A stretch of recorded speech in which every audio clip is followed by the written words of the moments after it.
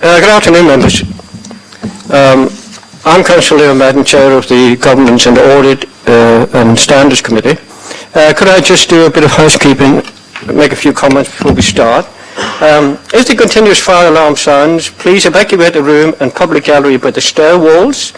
Do not attempt to use the lifts. Please assemble at the turning circle at the end of King Henry Street, past the University's Park buildings. That's a change from the previous bit. In order to comply with the Guildhall Trust Fire Marshal regulations, if you signed into the Guildhall, please remember to sign out when you leave the building after today's meeting. COVID-19. Please be assured that we have put appropriate cleansing and social distancing measures in place to ensure that the meeting is undertaken in a COVID-secure manner. Limited public seating has been made available. However, this meeting has also been webcast to allow the public to attend remotely if they so wish. Can I please ask members to remain seated throughout the duration of the meeting, and you're advised to wear a face covering unless seated. Live web streaming. May I draw everyone's attention to the fact that this meeting will be live streamed and the camera zooms in to show the speaker. This is linked to the microphones. Therefore, can I please remind all attendees to turn their microphones on to speak and then off again once you have finished speaking. Members of the public are also permitted to record the meeting on the understanding that it neither disrupts the meeting nor records those stating explicitly that they do not wish to be recorded. Please be advised that the public sitting area is not in view of the camera used to webcast this meeting. So I'm going to ask for introductions now. I've already introduced myself as Councillor Madden. Can I, you're not a standing deputy? Okay. Can I start with Lee? Good afternoon. Sorry, I was slightly late. I'm Councillor Lee Hunt. I also happen to chair the Planning Committee, and there's sort of relevance to that this afternoon. Are you declaring an interest? No, it's not an interest, Chairman. Hello, Councillor Stuart Brown. Councillor Charlotte Gerarda. Councillor John Smith. Okay, could I particularly welcome Councillor John Smith to his first meeting, and I'm sure you'll find it extremely interesting as the rest of us do. We do have one apology for lateness, which is Councillor Weems, who hopes to be here about 3 o'clock. Okay, thank you. Item 2, declarations of interest. Any declarations of interest? No? Okay. Minutes of the meeting held on the 24th of September 2021. Okay. I'll go through them page by page for accuracy and matters arising. And we'll use the big page number. So page 7, page 8. If you look at 37, external audit, the 2 bullet points there, testing of property, plant and equipment. You will have seen the email from David White from the external auditor telling us that that's ongoing. And on the residual work and pensions valuation, that has been completed. Any members, anything else on page 8? Page 9. Page 10. Page 11. Just in the second paragraph there about direct payments, that's still ongoing, I take it, Lizzie, but we will get a report at some stage. That's correct, yes. I don't want to lose it from the agenda, that's all. And page... Those, are they agreed, members? Thank you very much, thank you. Okay, on to item 4. We've got Ian McGuire here, who's the Assistant Director of Planning and Economic Development, to speak to this. I do have a note here to say, this may be legalistic, I don't know. Can I remind members that the committee is not being asked to agree with the recommendations? The matter has been referred to this committee by the Cabinet member to debate the merits of the proposals and for comment, prior to the matter being considered by the Cabinet member. Ian, members will have read the report and taken great interest in it, but is there anything you want to add or anything you want to emphasise? So, thank you. No, probably not much to add. So, of course, members have read the report. Obviously, the real key recommendations are 4.13 onwards, where the amendment that is being recommended to the portfolio holder is discussed. So, I would draw your attention to 4.13 through to around 4.16 as the key amendment to paragraph 57 of the scheme of delegation. Other than that, I believe it is relatively self-explanatory, but of course, happy to assist with any questions. Okay, thank you, Ian. Members, any comments? Councillor Lee Hunt? Yeah, so I'm sure Ms Maguire, I'm not sure if you were there, Ms Maguire, when I think it was the other, there's Ezzy and Simon were there, when this was raised at the planning committee, and members there were asked if they had any views, and everybody seemed quite content with it. No, there was no opposition, so that's a report from what happened there. Can I assume, it's in 3.5 of the report, but can I assume that it was unanimous at the planning committee? There wasn't a vote, it was a discussion at the end of the committee. Everybody who was there raised no objection and they acknowledged it, and there was no disapproval, no adverse comments. Okay, thank you for that update. Thank you. Councillor Brown, I've seen first. Thank you, Chair. I've got you. Ian, my understanding is that this is basically intended to help speed up the process by which applications are processed to get through the backlog, which is fantastic. Do you foresee any negative side effects if this is adopted? So, through you. So the change is obviously to the thresholds which things come to committee to. There's only one substantive change, which is changing the number of objections. Overall, this will reduce the number of applications coming to committee, so that is a positive in terms of the throughput and efficiency. But there will be circumstances where previously a objector who wished to make a deputation as a sole objector had the right to bring it to committee automatically, and that will no longer be there. That individual may not be satisfied with that. The corollary of this is also a suggestion in here that objectors that don't want to make a direct deputation themselves, if there's three of them, can still get it to committee, so they will be happy for that otherwise wouldn't have achieved it. So pros and cons really depending on those individuals as they engage in different ways of making their views known through the representation and democratic process. Okay, Stuart, thank you. Councillor Granner, Charlotte? Thank you, Chair. Just really to back up what Councillor Hunt mentioned about planning committee, I consulted with Labour colleagues and they support these proposals as well, so thank you. Thank you, Councillor Hunt. Yeah, just to safeguard, I think Mr Maguire can confirm that, even so, if a ward councillor or member wanted to bring a particular item that was causing an issue with only one person representing, he or she can use their power to bring it to the committee in any event. So, the democracy is still there. Ian? Yes, so all of these parts work separately, so we're making no proposed amendments to the ability of councillors, ward councillors or otherwise, to bring things forward to committee. Councillor Smith? How do you see the quantity of, how do you see it scope out in terms of improvement in planning applications? Do you how many? What's the increase you'll see by doing this in terms of speed, for want of a better word? So obviously it's only a minority of cases that come to committee under the current system, so we've got to put it into that proportionality. A committee case takes about 4 weeks longer on average. That's what our systems review has identified than a non-committee case. So for all of those cases that don't have to go through this process, they will come through that much faster. A significant minority of cases on every agenda are for this paragraph 57 reason. So that does mean the agendas they won't be shortened of course, but things that are having to be delayed to later committees can come forward. So at the moment a significant minority of cases are having to wait longer to get decisions under this new proposal. The same sort of significant minority of cases will be able to get their decisions much faster on earlier, more open agendas. Okay, Chair. Okay.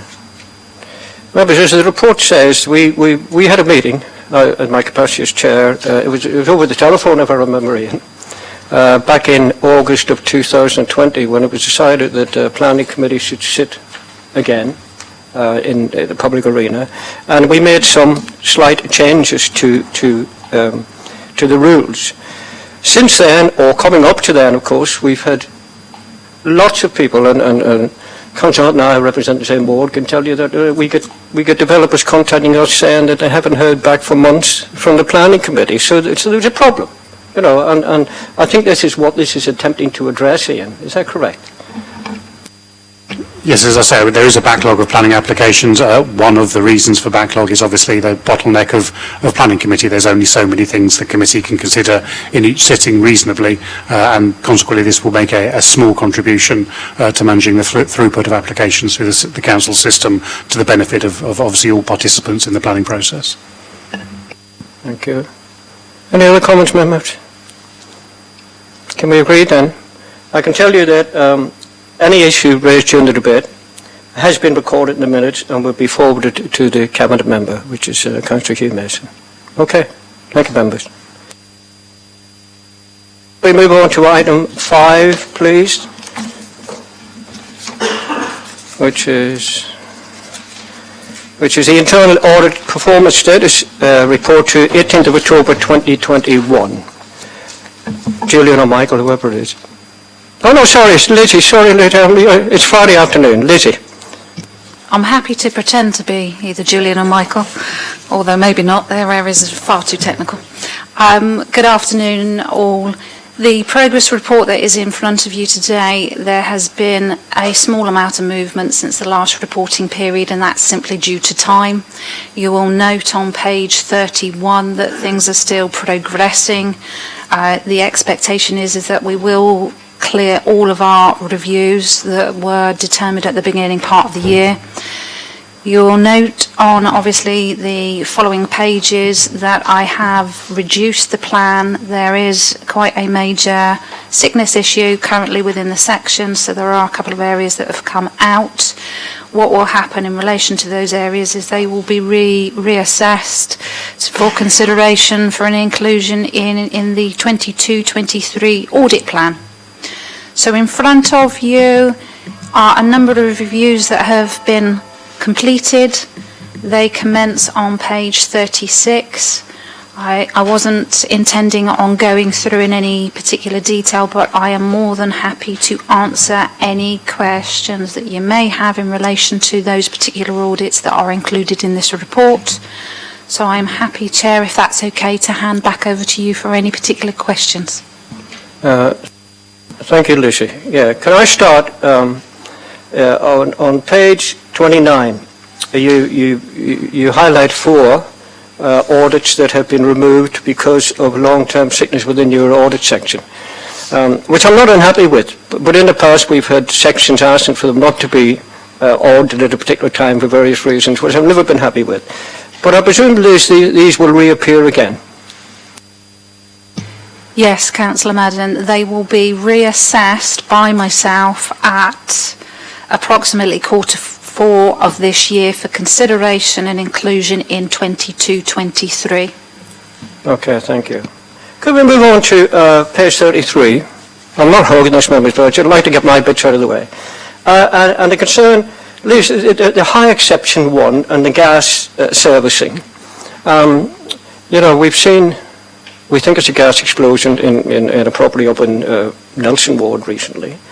We were concerned that some of the buildings didn't have fire certificates some years back, which you highlighted to us, you know. So I don't think I'm happy to see delays in gas servicing, Liz. I mean, can this be speeded up in any way, or how will it manifest itself? And the same thing, I'll just do the Hive bit as well, it's the same page, Liz, about the legally executed MOU and a lack of formal minutes from the partnership. Is that, I know it's highlighted there, is that a big concern?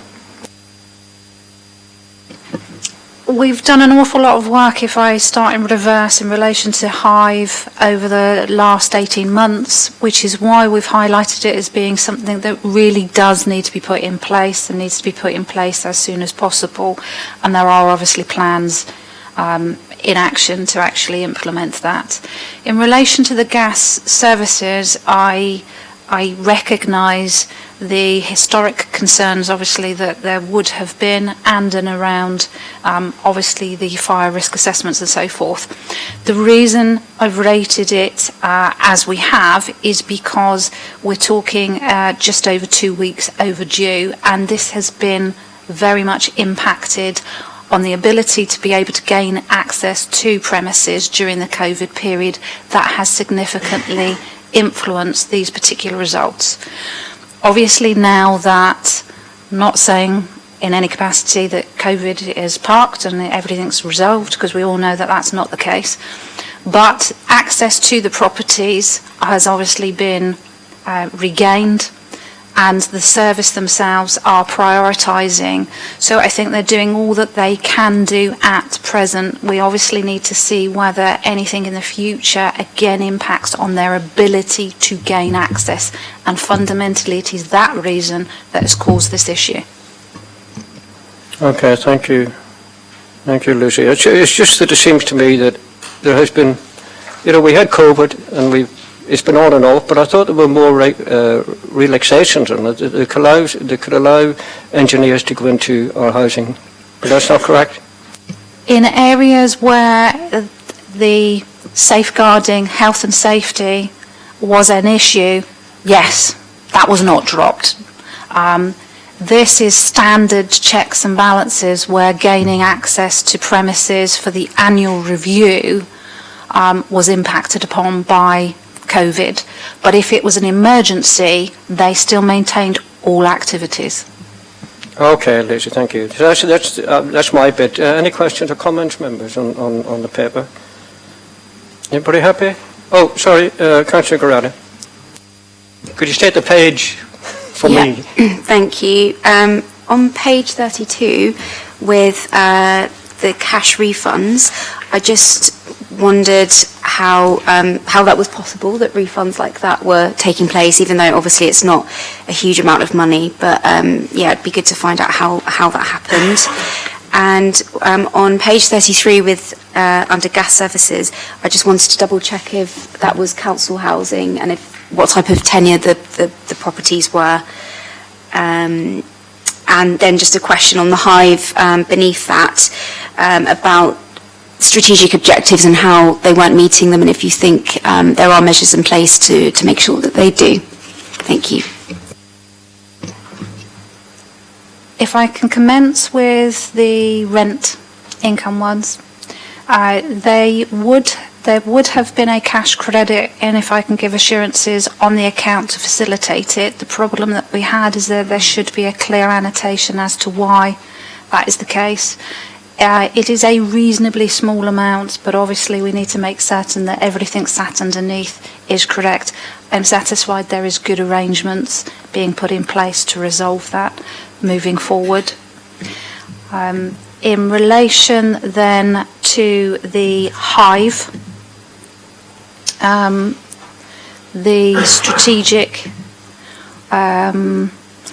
the memorandum of understanding, which is a main particular one, there are again good arrangements in place and a number of actions that have already commenced with being implemented to resolve again that particular issue. I think, as I said previously, it's probably more of a concern around we have done a substantial piece of work with Hive, and it's really about getting our ducks in a row now moving forward so that it is clear and transparent. And I apologise, you had a third question, which was in the middle, and that was in relation to the gas services. Could you remind me what the question was?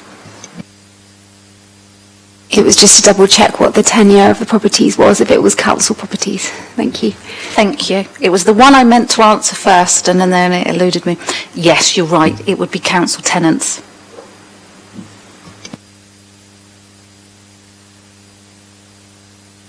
Okay, members, thank you. Can we then note the audit performance for 21-22 to the 18th of October this year, and secondly, the highlighted areas of concern in relation to audits completed from the 21-22 audit plan, including follow-up work performed. Is that agreed, members? Thank you. Can we now move on to item 6, which is Julian and Michael? Thank you. Okay.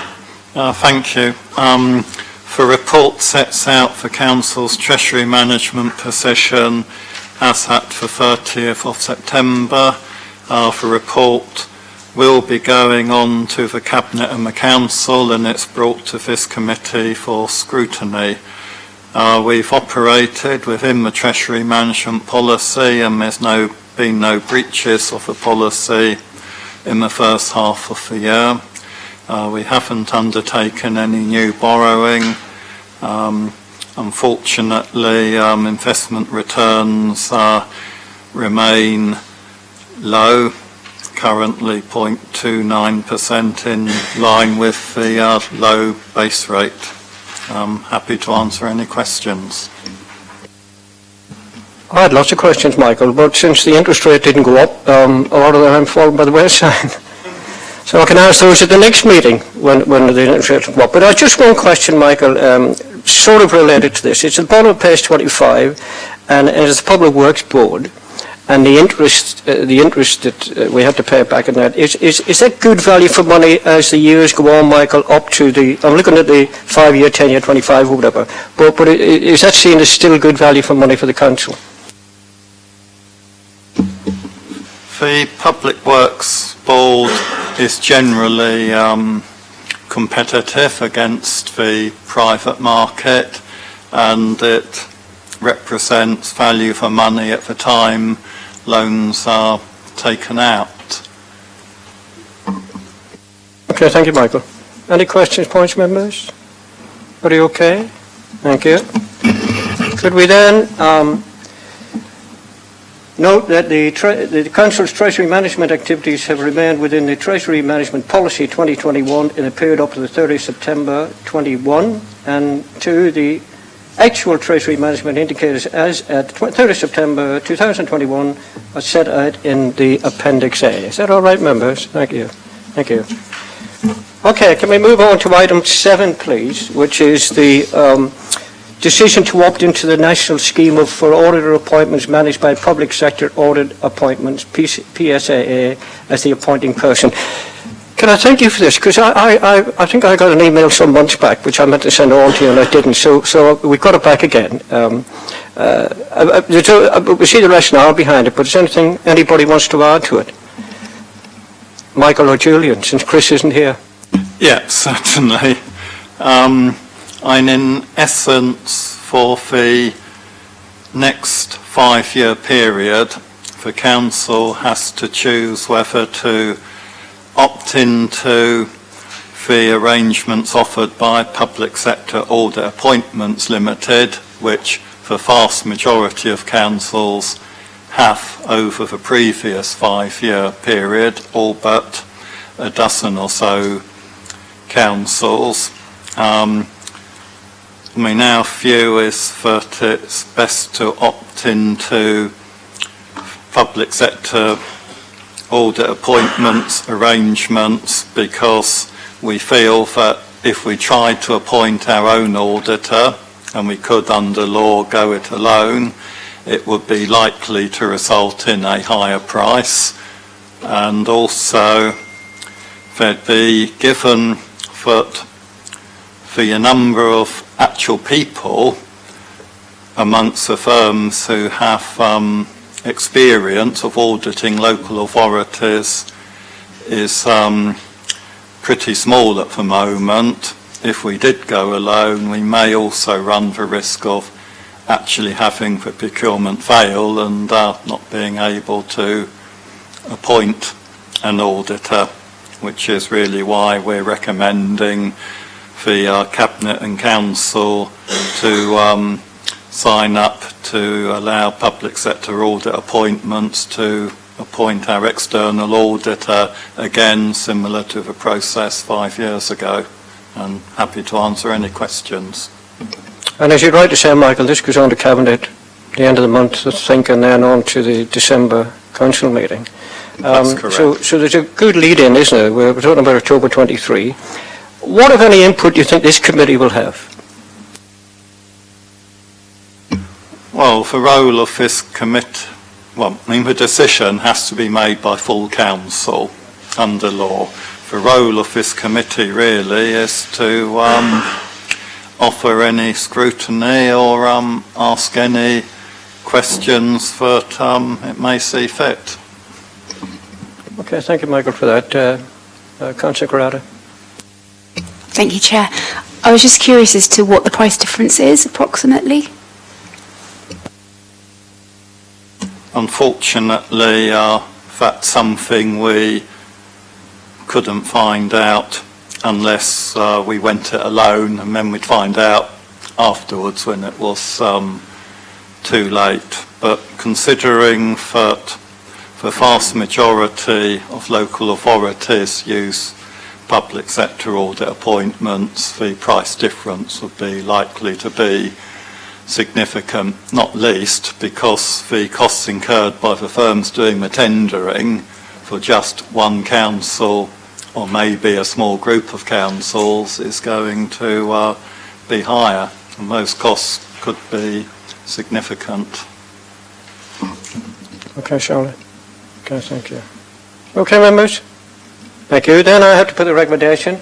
I propose that the committee recommends that full council accepts public sector audit appointments, brackets PSAA, invitation to opt into the sector-led option for the appointment of external auditors to principal local government and police bodies for 5 financial years from 1st of April 2023. Oh, that's a mouthful. Is that agreed?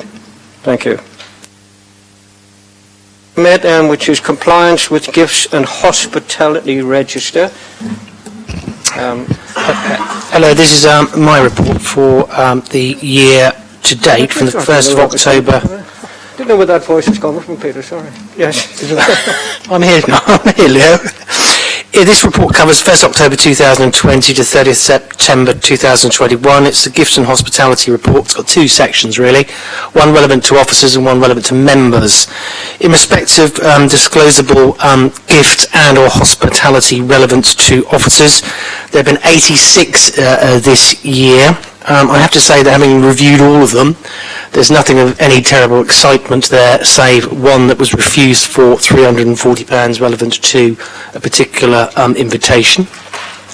It shows a good level of rejection and a good level of usage of the policies relevant to giving, for example, to the Lord Mayor's charity relevant donations. And I would commend the report to you on the basis that there has been compliance with paragraph 4.3. Under the protocol, items under £25 of value and gifts under 40 of the valuable hospitality and £5 for social care. They must be given without ulterior motive, and there should not be any danger of misinterpretation. I'm satisfied that they were all dealt with in a proprietary way and a sensible way. So far as members are concerned, they are covered in a slightly different way, in the sense that gifts and hospitality for a single donor, paragraph 4.11, should not exceed £50 as set out in the members' code of conduct. Relevant to the members, I would take the panel to Appendix 6, which shows that there were 7 members who took advantage of the hospitality provided by the Victorious Music Festival to the extent of tickets in the value of £160. Now, I mentioned this for the sole reason that this is £960 as against the value of all the other declarations made in this report. The other reason I mention it is this: I've given specific advice to these members relevant to the fact that having accepted that and declared it means that relevant to future decisions and decisions relevant to that particular organisation, there is likely to be a personal and or potential prejudicial interest that may or may not on that occasion preclude membership involvement in decision making relevant to that particular organisation. I want it clearly on the record that the advice was given by myself as City Solicitor and has now been ratified and reiterated at this committee today. I'm happy to take any further questions on that report. Thank you. Okay, thanks. Thank you very much, City Solicitor. There are some duplicates in the report itself, which you probably noticed, and I like one to Jerry O'Brien, which was Advent calendar was given in January of this year, I think. So obviously somebody had too many Advent calendars. That's an interesting point which hasn't come up before, perhaps because we haven't seen the amount of money, but members, sorry, could I just say the first thing on staff? I'm particularly not bothered about, because it does go through a proper process as to staff accepting it. I did fight for years when I was a cabinet member for adult social care, for people to take small gifts from residents, because where a lot of these say it would offend to refuse, it happens in those circumstances as well. But I have to say I lost the argument, because what the director then wanted, and probably still is a no acceptance policy. Full stop. It makes it easier for everybody, I think. So that's the reason on that. But the acceptance then of I have never accepted. In fact, since all this came in, I haven't accepted any at all, because I never know what the value is. But certainly for these 7 members then, 7 it is, yeah, who accepted these gifts to Victorious, or these tickets to Victorious, what position would they be in if Victorious come up for renewal or whatever to a council meeting, Peter? Chair, with the exception of licensing and the Deputy Chair for licensing, which I ordinarily grant an exeat to attend for the purposes of licensing consideration, all other members, including that particular member and potentially the Deputy, would be required to declare a potential personal interest that may or may not, depending on what the motion was before the committee or council or whatever, be potentially prejudicial. Yeah, because objectively speaking, members of the public might take a view, not unreasonably, that having accepted quite a large amount of gift from a particular event organiser, when you look at the policy and you look at the amount, that they may or may not have a potentially vested interest. So provided they made the declaration, the main problem from our perspective, I think, is that a number of members have effectively, having had advice, exited an ability to participate in any decisions relevant to that particular function again because of having accepted hospitality in the first place. So that cuts down the number of members that can functionally be involved in making decisions relevant to that particular organisation. Yes, fair point. Yeah, thank you. Any questions, members? Any comments? Councillor Hunt. Yeah, I've made it my own personal policy, similar to yours, to never accept anything at all, and I think that serves my role quite well. And I'm not criticising anybody for doing what they do, but I personally just think it's not for me. I have to say, Councillor Hunt was at Victorious with his family and Ted. We know that. Yes, indeed, Yes. and including the drinks prices, but I know why they were so expensive. I bought one round it was over £100, but... with your money, Lee. well, there's a lot of us, yeah. I make no criticism of members at all. My observation is purely based on the idea of them functionally exiting their ability to make decisions relevant to that particular organisation from a governance and democratic point of view. Thank you. Councillor Grady. Thank you, Chair. I just wanted to say that I really commend the Council and the policy, because I think, you've hit the nail on the head. The policy is working, and, people have been really thoughtful and considered in terms of what they do and don't accept, and the policy is clearly working very well. So thank you. Okay, members, so that's noted. I have to ask you whether or not you want to make any recommendations for any of the change. So nothing, so we're happy the way things are on that and report it back. And they are a full report, and I say I'm happy that they go through the proper process and go up the line. And in the absence of any changes, the report is noted. Okay, members? Okay, thank you very much. Can we go on to the old, for those who've been around for a while, it's the old chestnut. And this is Councillor Smith's fault, because he's new to the committee and we have to do this every time somebody comes on the committee. But Peter. Thank you, Chair. This is my usual yearly request, twice this year, for disapplication of the political constitution of the filtering panel for members' conduct complaints.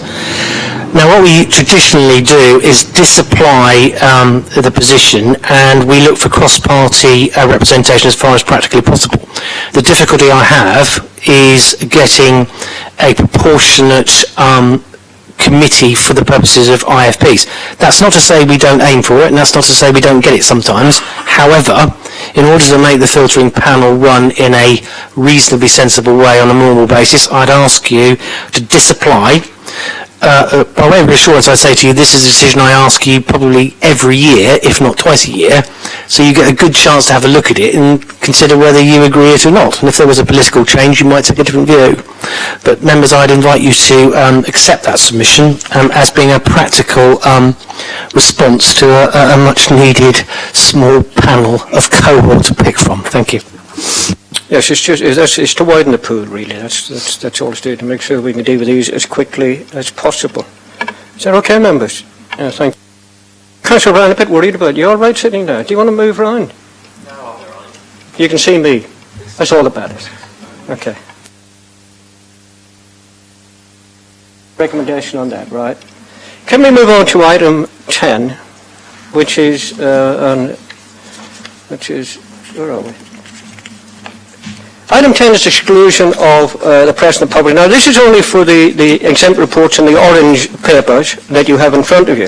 So there is a white report, if you like, and then there's the orange papers themselves. So at this stage, I have to ask you to agree to move into exempt session only for the exempt ones. But we will discuss if there's any questions on the white paper, and then come back, go into exempt session if needs be on the orange papers. Okay, members, so can we agree to the exemption to exclusion of the press and public in relation to the orange papers on this report? Is that okay? Thank you. James, do you have to turn things off? Oh, we've got the white bit. Let's do the white bit. Okay. Okay, members. So item 9 then is oh no, I've done that for God's sake. Item 11 is procurement management. Now, Richard's here. Richard, do you want to address any of the issues on the white paper in front of us? Thank you. So this is Richard Locke. We've seen you. You've been here before, Richard, haven't you? Oh, you weren't here at the last meeting. I wasn't at the last meeting. I was at the one before, though. Yeah, I was told that I didn't need to. Yes, physically. Okay, Richard. Yeah, I've been on the Teams meetings quite a few times before. So I'm Richard Locke. I'm the procurement manager at the council. I'll take you through a quick overview of the white paper.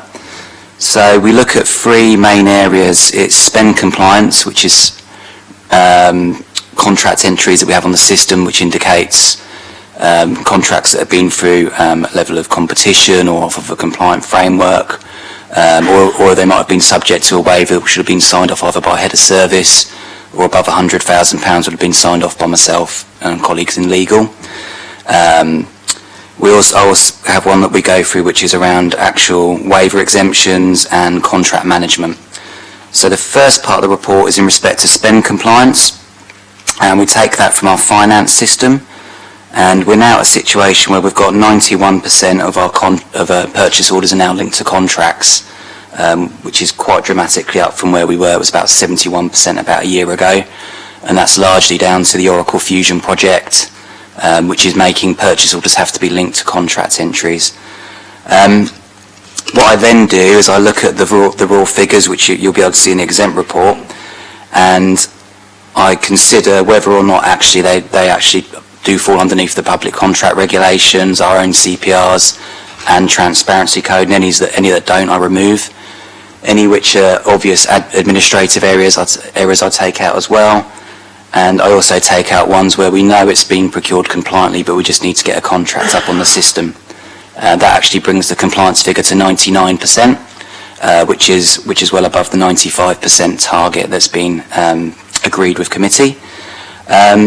All the areas other than corporate services are above 95% individually. Corporate services are at 70%. Reviewing the information in the background, there's no areas that really cause any significant concern. All those contracts that haven't been linked to significantly below £100,000. So we need to do a bit of investigation, but we won't find anything which is going to put the authority at particular risk. One areas that we need to tighten up a bit on the spend reports is currently we get all of the information off of Oracle Fusion. What we need to also do is look into getting reports from our adult social care mosaic system and our children's social care systems as well. Once we have those, then we have a much better visibility of spend, but that's going to be the next period of development now that my team have moved off the Fusion project. Any questions on the spend aspect before we move on to the next part? Richard, I have one, which is on page 87, and it's to do with the regeneration bit.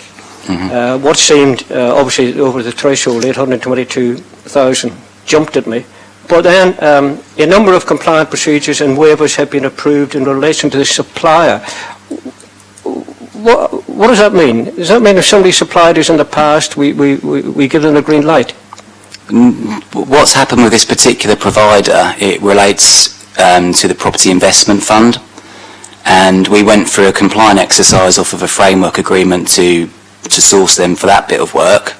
We've also been through a recent direct award for a framework agreement to source them for further bits of work as well. So it's a big number. Some of it might be non-compliant, but I need to investigate it further. Certainly some of it will be compliant, but I think it's all been lumped together under one purchase order, so we need to do some further investigation there. Oh, so you'll come back on that one, Richard? Yes. Okay, thank you. Any other questions from members on section 1? Okay, thank you. Section 2 then, Richard, if you would. Okay, thank you. If there's anything to say, sorry. Section 2 is the report on the waivers in the last quarter. The waiver activity has fallen quite significantly. Certainly we have far less waivers that are linked to the pandemic or to Brexit that are coming through now. In respect of the waiver report, it's at 6 million, but actually £2 million of that was incorrectly allocated. So it's actually at £4 million. The waivers that are above threshold, so above our £100,000 threshold, there's one which is in relation to building works that are urgently required. So that there was a valid waiver exemption for that I personally approved, and we linked the rates to best value rates that have been previously competitively tendered. We just had to get that work done because otherwise residents' welfare could be at risk. The other waiver that was there as well was there's one to do with IT support, which we need critically as we move our systems into the cloud. We need to maintain support into the existing systems that we've got in place whilst we go through that change. So no significant concerns in respect of waivers, and certainly the numbers are going down significantly, and the numbers that were related to the pandemic have completely dropped off. Okay, thank you, Richard. Thank you. Essentially, I like the bits where, a new broom, sweeping, cleaning, all that, Richard, that's you coming in, where some things were misclassified in the first place. In respect of the waivers that were misclassified? Legal support for Lennox Point and City Centre, and it appears that the contract entry had been misclassified. Yes, so what happens is when people raise a contract entry on our contract management system in Tend, they will classify whether it's been subject to waiver or not, and sometimes the officer that is making that classification won't be aware that we actually procured it compliantly, whereas when I look on the file I can see that we've got a compliant record. Well done, you're making our life a bit easier, I have to say, Richard. Thank you. Anything, members, on section 2?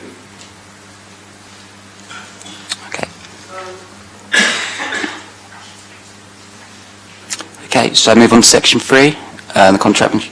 So section 3 concerns contract management activity. Sorry, I've got it, yeah. It's an area that I think it's quite open in the report we do need to improve upon. We need to get better visibility, and that's a big focus that we'll be doing over the rest of the financial year.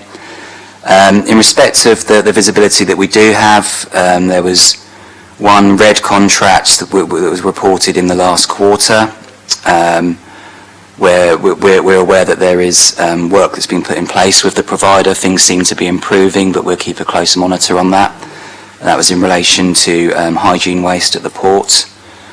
Another couple of amber contracts, both at the port, one in relation to building cleaning, which seems to be improving, and one in relation to security, again, which seems to be improving, but we'll tie in and keep an eye on that with the port. There's also quite a few on there, unfortunately, that have been misclassified, and when we go back to the contract managers, they come back and say, actually, there isn't an issue, it shouldn't be shown as that score. So we need to do a bit of work, I think, to simplify the KPI scoring and effectively retrain people. So I think that there's a bit of work we need to do there because it seems to be causing a bit of confusion. The only other contract we had that had any level of concern was the apprenticeship training, which is down as an amber. It's probably a little bit of a harsh amber because I think the provider's actually delivering the specification. It's just that the provider's not being quite as flexible to a change that we would want them to be. So any questions on the KPI report? I think that's my job. Okay, sorry, apologies. Any questions on section 3? Oh, please, Councillor Brown. Thank you, Chair. Could you mention the page, please? Just Yes, so on page 91, looking at the contracts up to the end of September 2021, it says that almost one-third, 31.46, have no KPI scheduled. Does that mean that almost a third of the contracts that we have no way of measuring whether or not they're achieving what they're setting out to do? Yes, that's the current position. We had a lot of contracts that were put on the register very quickly when we implemented Fusion. So we had to get the contracts up there because otherwise it was going to slow down financial transactions, purchase orders not being raised and services not being delivered. So a member of my team that was previously full-time on Fusion is now back into my team, and what we're going to be doing over this next, rest of the financial year is sweeping all of that up. So those over 600 contracts would eventually then get KPIs and we'll be able to measure them at some point? Yes, yeah, that's a key. And amongst those figures as well, there's quite a few contracts that need to be archived. So that there's quite a few there that really have expired and there isn't a need to get the performance measures anymore. So that's a big thing that we're going to be looking to improve by the time we come back to committee. Thank you. Okay. Oh, John, please. Just ask what the timeline is when you'll get that done. So. It's a relatively big bit of work, but I've got someone from my team that's now going to be able to focus on it, and we've just gone through to interview someone else today to provide support. So we can pull in some additional administrative support to go through and sweep through those records.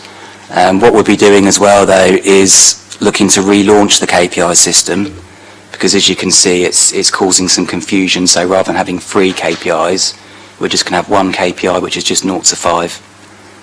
Because at the moment, it's causing confusion. People are putting them records in, and it's coming out of a result that doesn't necessarily represent their perception of the performance.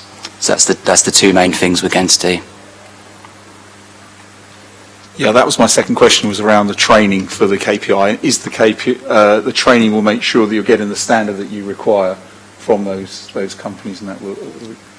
Yeah, it's essentially what the KPI measure will do is it will be flexible and it will be able to be applied to any type of contract. At the moment, we've got, to say, 3 different KPIs, and we've got a multitude of different contracts from 25-year PFIs down to simple transactional supply contracts. So we're going to put something in place that can be very easily applied so that we don't then have to take officers through lots of complicated training to try and make it work. So that's the idea that we're working to. Okay, Councillor Smith, thank you. Has anybody any points to raise on the orange exempt papers? I mean, a small bit. I had some things, but they're not of great importance. The world won't stop to me because I asked questions on it. But is that okay, members? So we can note that report. Ask you a question. Along with all of you, I did the training this year. Just a bit disappointed as ever, but because it concentrated on audit only. And I asked questions about it, because I don't know if members had to have training on complaints against members. I don't know, and I don't know if people also understood that, independent members, all the rest of it. And on procurement, I found it very difficult when I first started on this committee, and on what to look for. Would members, do you think should we do a bit of training on both those? And I would suggest that we do the training the same day as the next meeting. and maybe meet a bit earlier. Would that be possible? Say we meet at 1 o'clock and then start the meeting at 2:30, something like that. Could you do a sort of 45 minutes, Richard? I could certainly give an overview. There's also... That's the main thing, and the KPIs and how to come to them and how you revise them and that sort of thing. Yeah, sorry, Richard, go on, yeah. Yes, certainly. There's also training that Local Government Association have got on their website, which is procurement training. It's directed at councillors. So what I'll do in advance is I'll have a look at that training as well, see if there's any good things there that we can bring through. Thank you. Yeah. And Peter, complaints against members? I can do that again. The members get it when they arrive. Oh, do you? Oh, you get it when you arrive? I'll do it again. I didn't get it this year. You don't need it. Oh, no, I came at 16, I didn't get it. Back again, that is. Okay, members, what do you think? Should we, I don't know, I think it's sometime in the new year, isn't it, James? Next meeting, sometime in February, January, I think. So could we, it wouldn't do any harm, would it? But should we, would people be all right for training at 1 o'clock on the day? But that suit most people. Yeah, I'm thinking of you, right, yeah. And then maybe start the meeting at 2:30, just to give us a bit of leeway. Is that okay? So that'll be all right then. Can you note that, James, and I'll follow through then. So we've agreed item, whatever it was, item 11, 12, on procurement. Is that okay, members? Right, well, that's the end of the meeting. Thank you very much for coming, and I'll see you soon. Thank you.